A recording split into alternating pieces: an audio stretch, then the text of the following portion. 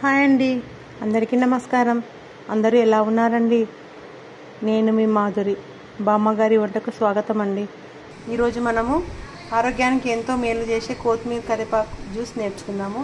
ఇందులో పుదీనా కూడా కలపొచ్చు, కాకపోతే పుదీనా నా దగ్గర లేదు. ఓన్లీ కొత్తిమీర కరివేపాకే ఉంది, వేస్తున్నాను. దీనికి కావాల్సిన పదార్థాలు: కరివేపాకు, మన ఇంట్లోనే అయిన కరివేపాకు,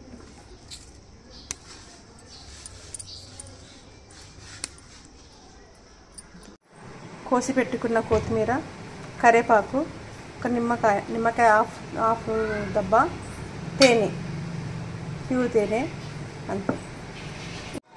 కరివేపాకు ఇలా తొడిమిలతో కూడా వేయొచ్చండి, కోసి వేయచ్చు, ఇలానే వేయాలి. మనము కొత్తిమీర కోసినాక కాడలు ఉంటాయి కదండి, ఇవి కూడా కడిగి వేయచ్చండి. గ్రైండ్ చేస్తాం కాబట్టి ఇవి మొత్తము ఇవి అయిపోతాయి. అయినాక కొత్తిమీర అండి,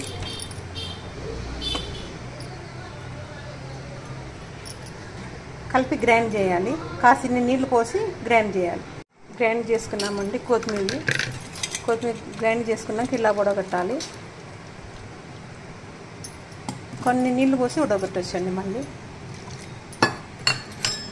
ఇలా డైలీ మార్నింగ్ పరగడుపున తాగితే 9 లోపల తాగాలండి. ఇది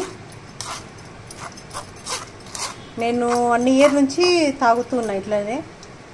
మధ్యలో ఒక 1.5 మంత్ ఏమో గ్యాప్ వచ్చింది. తర్వాత డైలీ కంపల్సరీ మార్నింగ్ లేవగానే ఇది కంపల్సరీ తాగుతాను. ఇది తాగినాక అంబలి తాగుతున్నాను. అంబలి కానీ ఇది 2 కంపల్సరీ అండి. 1 ఇయర్ నుండి తాగుతున్నాం, మంచిగానే ఉంది మాకు. అందుకే మీకు కూడా తాగుతారని చెప్తున్నాము. ఇప్పుడు దీనికి నిమ్మకాయ పిండాలి. సగం నిమ్మకాయ చెక్క సరిపోతుందండి, ఒక గ్లాస్ అవుతుంది అది. ఇప్పుడు దీనికి 1 స్పూను తేనె, మాది ప్యూర్ తేనె అండి. ఇది మా సార్ వాళ్ళ ఫ్రెండ్ ఫారెస్ట్ ఆఫీసర్ ఉన్నాడు, వాళ్ళ దగ్గర నుంచి తెస్తామండి. ఇది సంవత్సరానికి 5 కిలోలు వాడతామండి. నేను జ్యూస్లనే కాకుండా స్వీట్లలో, సలాడ్లలో వేసుకొని తాగుతాం. చాలా బాగుంటుందండి. ఇది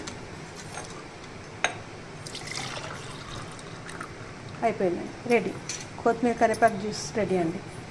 ఆరోగ్యానికి ఎంతో మంచిదండి ఇది. థ్యాంక్ యూ అండి. లైక్, షేర్ అండ్ సబ్స్క్రైబ్ అండి.